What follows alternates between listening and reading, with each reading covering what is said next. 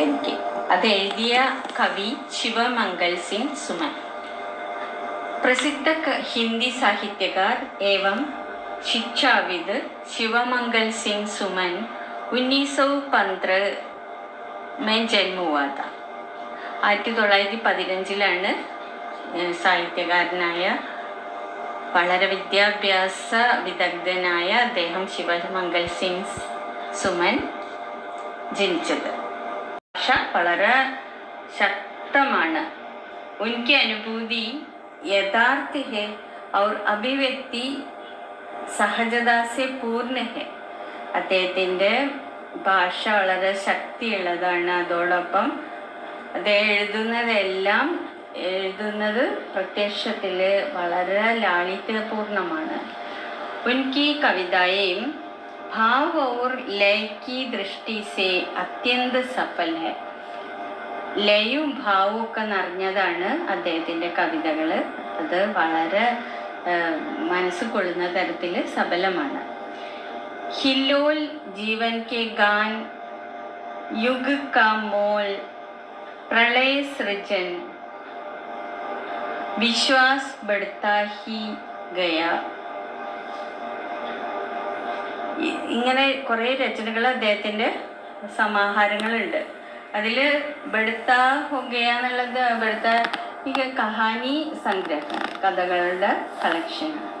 മഹാദേവിക്ക് കാവ്യ സാധന, അതൊരു പ്രോസ്. ഉദ്യം ഔർ വികാസ് ഗീതികാവ്യാണ്. പ്രകൃതി പുരുഷ് കാളിദാസ് നാടകമാണ്, അദ്ദേഹത്തിൻ്റെ നാടകരചനയാണ്. ആദ്യം ഉസ്കി ഇതെല്ലാം മുഖ്യരചനകളാണ്. ഉന്നേം देव पुरस्कार, പത്മശ്രീ, സാഹിത്യ അക്കാദമി പുരസ്കാർ. അത് സാഹിത്യ അക്കാദമി പുരസ്കാരം നേടിയത് മിട്ടി കി ബാരാത്ത് എന്നുള്ള അതിനാണ്, ആ രചനയ്ക്കാണ്. സോവിയറ്റ് ഭൂമി, നെഹ്റു പുരസ്കാർ, ഇതൊക്കെ അദ്ദേഹത്തിന് കിട്ടിയിട്ടുണ്ട്.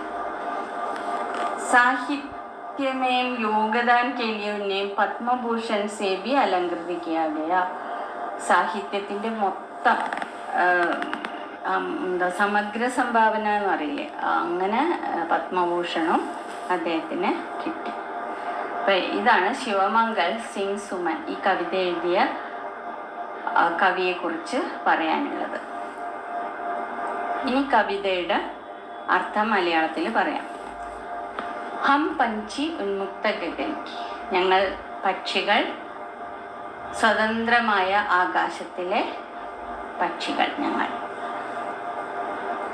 ഹം പഞ്ചി ഉന്മുക്ത ഗഗൻ കെ പിഞ്ചർ ബന്ദ് ന ഗാ പായെങ്കെ, കനക തീലിയോം സെ ടക്കരാക്കർ പുളയത് പങ്ക് ടൂട്ട് ജായെങ്കെ.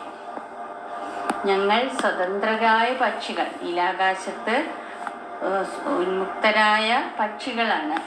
ഞങ്ങൾക്ക് പിഞ്ചർ ബന്ദ് നഗാ പായെങ്കെ, പിഞ്ചർ കൂട്ടിലടച്ചാൽ ആളുകൾ നിർമ്മിച്ചുണ്ടാക്കുന്ന കൂടാണ് പിഞ്ചട. അപ്പോൾ അതിൽ ബന്ധിക്കപ്പെട്ട് കഴിഞ്ഞാൽ ഒരിക്കലും ഞങ്ങൾക്ക് പാട്ട് പാടാൻ കഴിയില്ല, കിളിനാദം പിന്നെ ഉണ്ടാവില്ല.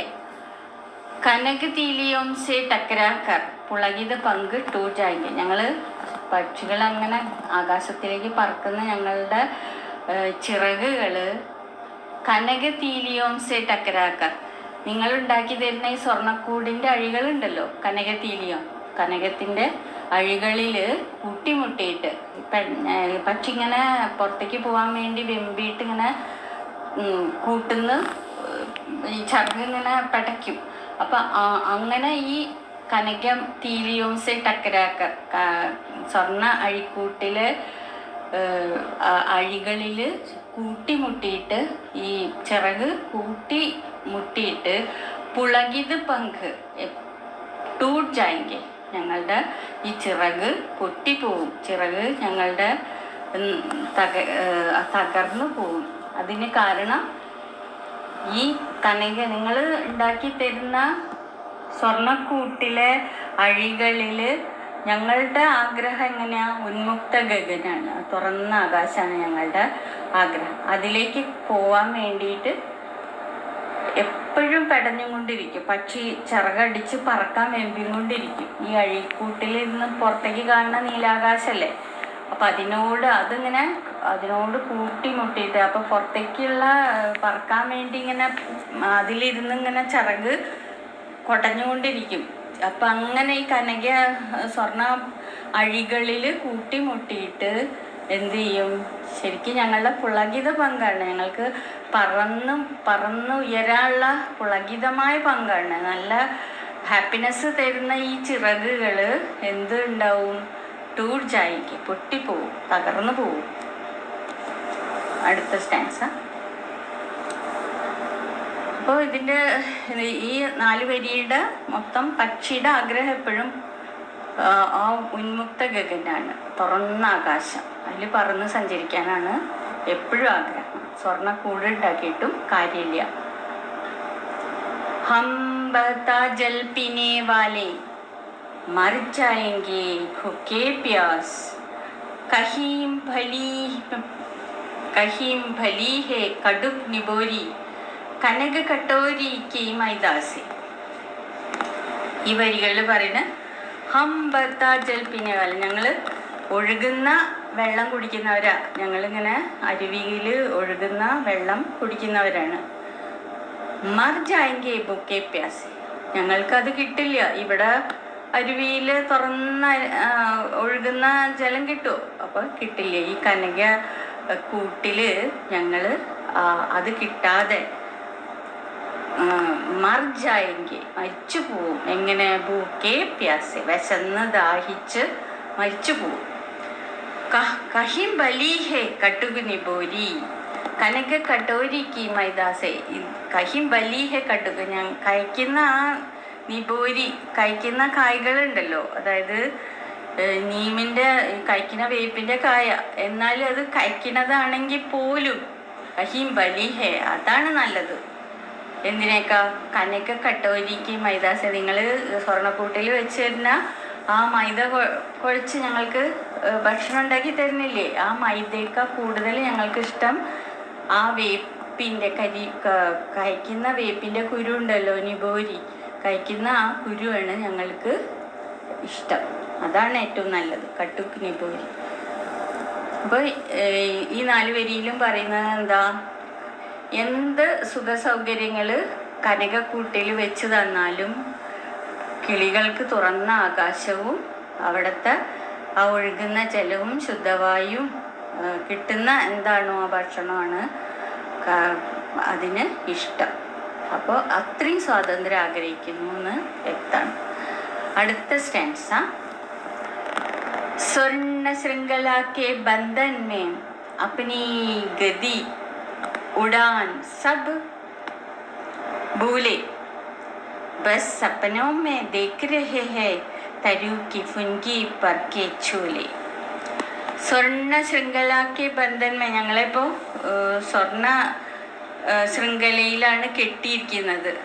അതായത് സ്വർണ്ണ ചങ്ങല ഇട്ടിട്ട് നിങ്ങൾ ബന്ധിച്ചിട്ട്. അപ്പം ഈ ഗതി ഉഡാൻ സബ് പോലെ, ഇപ്പം ഞങ്ങൾ അങ്ങനെ കൂട്ടിലിട്ട കിളിയുടെ അവസ്ഥ എന്താ? തൻ്റെ എങ്ങനെയാണോ പറക്കുന്ന ഗതികൾ, അതുപോലെ പറക്കുന്ന അതെല്ലാം മറന്നുപോയി. സബ് ഭൂലെ, എല്ലാം മറന്നുപോയിരിക്കുന്നു. പറക്കുന്ന ആ സുന്ദരമായ ഗതി, ഏത് തരത്തിലാണോ തൻ്റെ പറക്കൽ, ഏത് റൂട്ടിൽ കൂടെയാണോ പോകേണ്ടത്, ആ ഗതി എല്ലാം മറന്നുപോയിരിക്കുന്നു. പക്ഷിക്ക് തുറന്ന സ്വാതന്ത്ര്യത്തിനോടുള്ള അമിതമായ ഇഷ്ടം ഇവിടെ കാണിച്ചു തരികയാണ്. എന്തൊക്കെ കഴിക്കുന്ന വേപ്പുകുരുവാണ് അതിന് ഇഷ്ടം. അതുപോലെ ഈ സ്വർണ്ണ ചങ്ങല കൊണ്ട് ബന്ധിച്ചപ്പോൾ അത് ആഗ്രഹിക്കുന്ന സ്വർണ്ണ ചങ്ങലയുടെ ബന്ധനത്തിലും അത് സ്വപ്നം കാണുന്ന എന്താ? നല്ല ഉയർന്നങ്ങനെ പറക്കുക, തുറന്ന ആകാശത്തിൽ അങ്ങനെ പറന്നേ പോവുക, അതാണ് ആഗ്രഹിക്കുന്നത്. അവിടുത്തെ ആ മരക്കൊമ്പിൽ ഏറ്റവും ഉയർന്ന കൊമ്പിലിരുന്ന് ഊഞ്ഞാലാടുന്നതാണ് സ്വപ്നം കണ്ടുകൊണ്ടിരിക്കുന്നത്. അപ്പോൾ പക്ഷെ എത്രത്തോളം സ്വാതന്ത്ര്യം ആഗ്രഹിക്കുന്നു എന്നുള്ളതാണ് ആ 4 വരിയിൽ പറയുന്നത്. അടുത്തത്. ऐसे दे अरमान की उड़ते नीले नभ की सीमा पाते നീല നബുക്കി സീമാ പാനെ लाल किरण सी चोंच गोल चुकते तारक अनार के दाने ऐसे दे അർമാനിക്ക് ഉടുത്തെ നീലേ നബിക്ക് സീമാ പാനെ. ഇങ്ങനെ കനകക്കൂട്ടിലിട്ട പക്ഷി സ്വപ്നം കണ്ടുകൊണ്ടിരിക്കുന്നത് പറഞ്ഞു. ഏറ്റവും മുകളിലെ കൊമ്പില് ഊഞ്ഞാലാട്ടാണ് സ്വപ്നം കണ്ടിരിക്കുന്നത് ഉയർന്ന. ഇപ്പൊ പിന്നെ പറയുന്നത് എന്താ? ഐസേദേ അർമാൻ, ഞങ്ങളുടെ അഭിലാഷം അതായിരുന്നു. ഉടുത്തേ നീലേ നബുക്കി സീമാ പാനെ. അങ്ങനെ പറഞ്ഞിട്ട് അങ്ങനെ നീലാകാശം, നഭ് പറഞ്ഞ ആകാശം, നീലേ നബുക്കി സീമാ പാനെ, അതിൻ്റെ അറ്റം എത്തുക. അതായത് ചക്രവാള സീമയാണ് ഞങ്ങളുടെ ലക്ഷ്യം. അത്രയും ഉയരത്തിലേക്ക് പറഞ്ഞേ പോവുക.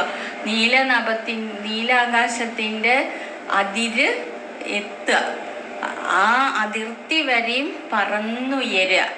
ലാൽ കിരൺ സി ചോഞ്ച് ഗോൽ, ഞങ്ങളുടെ ആ ചുവന്ന കിരണങ്ങളെ പോലെ, ഉദയസൂര്യനിൽ നിന്ന് വരുന്ന ആദ്യ കിരണങ്ങൾ, ആ ചുവന്ന കിരണ പോലെയുള്ള ചോഞ്ച് ഗോൽ, കൊക്ക് തുറന്നിട്ട് ചുക്തേ താരക് അനാർക്കിതാനെ, ആ നക്ഷത്രത്തിനെ കൊത്തിയെടുക്കുക.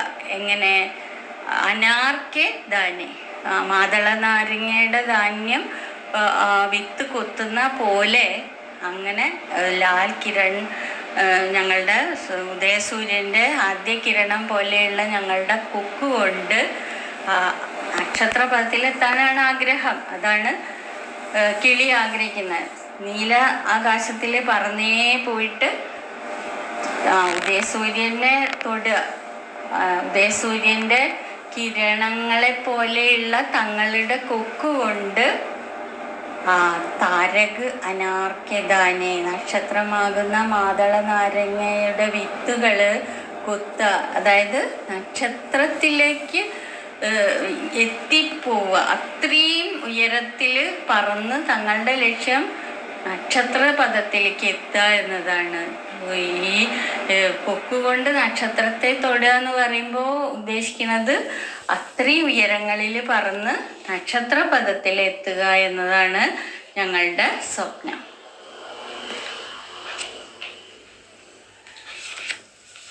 ഹോത്യ നെക്സ്റ്റ് ആൻസർ. അപ്പൊ അതിനുണ്ട് അഭിലാഷങ്ങൾ.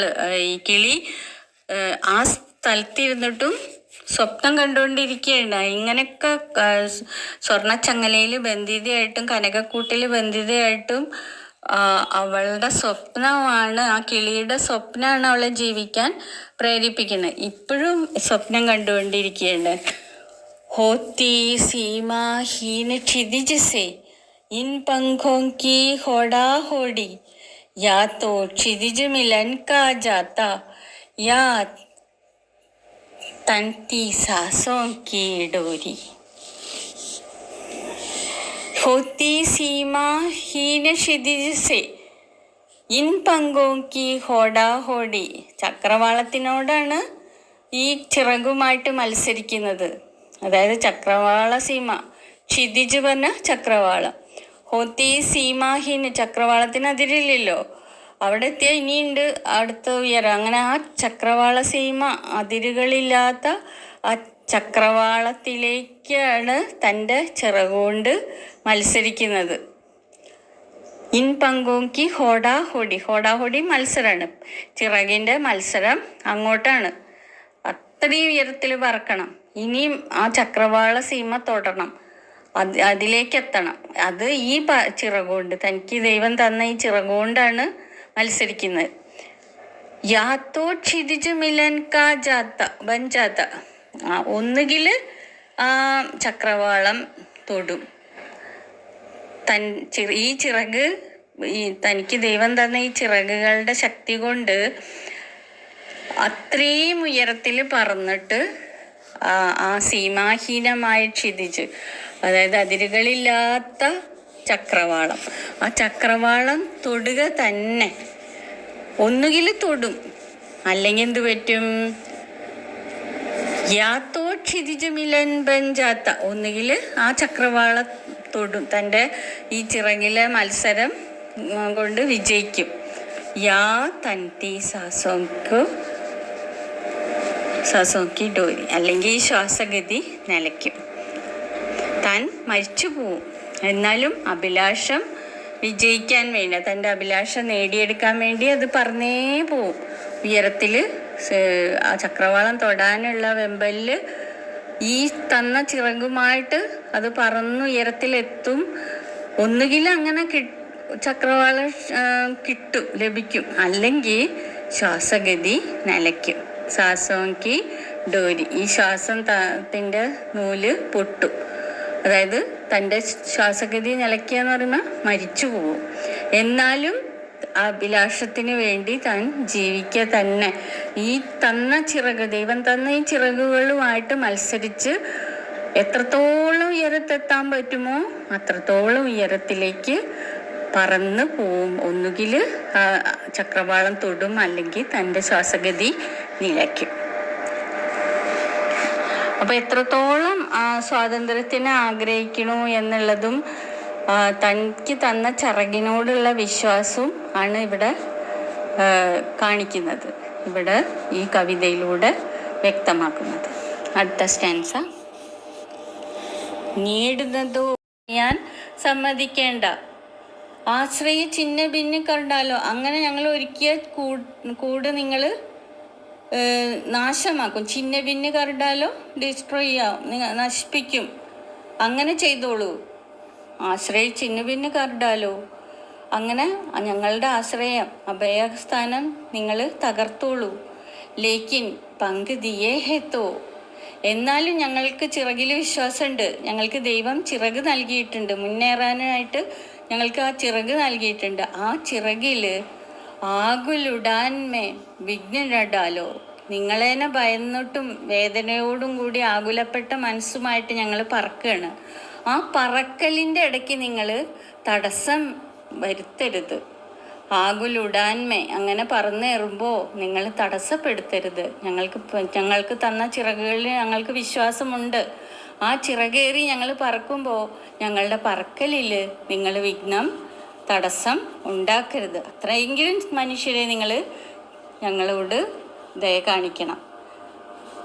നിങ്ങളുടെ ദയയും സഹാനുഭൂതിയും ഈ കാര്യത്തിൽ, ചിറകിലുള്ള അദമ്യമായ വിശ്വാസം, ദൈവം നൽകിയ ചിറകിൽ അദമ്യമായ വിശ്വാസം ഉള്ളതുകൊണ്ട് പക്ഷി ഈ ദയവില്ലാത്ത ലോകത്തിനോട്, മറ്റുള്ളവരെ തട്ടിത്തെറിപ്പിച്ച് ഛിന്നഭിന്നമാക്കുന്ന ക്രൂരമായ ലോകത്തിനോട് പറയുകയാണ്,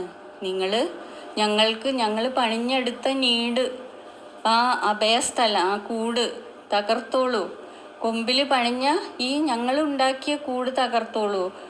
ആശ്രയ ചിഹ്ന ഭിന്ന കണ്ടാലോ, ഞങ്ങൾക്ക് നൽകിയ ഈ ആശ്രയം, ഞങ്ങളുടെ ഈ കൂട് ഞങ്ങളുടെ ആശ്രയമായിരുന്നു. അത് തകർത്താലും ഞങ്ങൾക്ക് വിരോധമില്ല. പക്ഷേ പറന്നേറുമ്പോൾ പങ്കുതിയേഹത്തോ, ഈ ചിറക് തന്നിട്ടുണ്ട്, ആ ചിറകിൽ വറക്കണ് ആകുലുടാൻ, വളരെ വേദനയോടെ ഞങ്ങൾ ഉയർന്ന് പറക്കണ്. ആ പറക്കുമ്പോൾ വിഘ്നനടാൽ, ആ പറക്കലിൽ ഞങ്ങൾക്ക് ഇടയ്ക്ക് വിഘ്നം ഉണ്ടാക്കരുതേ. അതാണ് പറയാനുള്ളത്. ഒന്നും വേണ്ട, ഒന്നും തരണ്ട.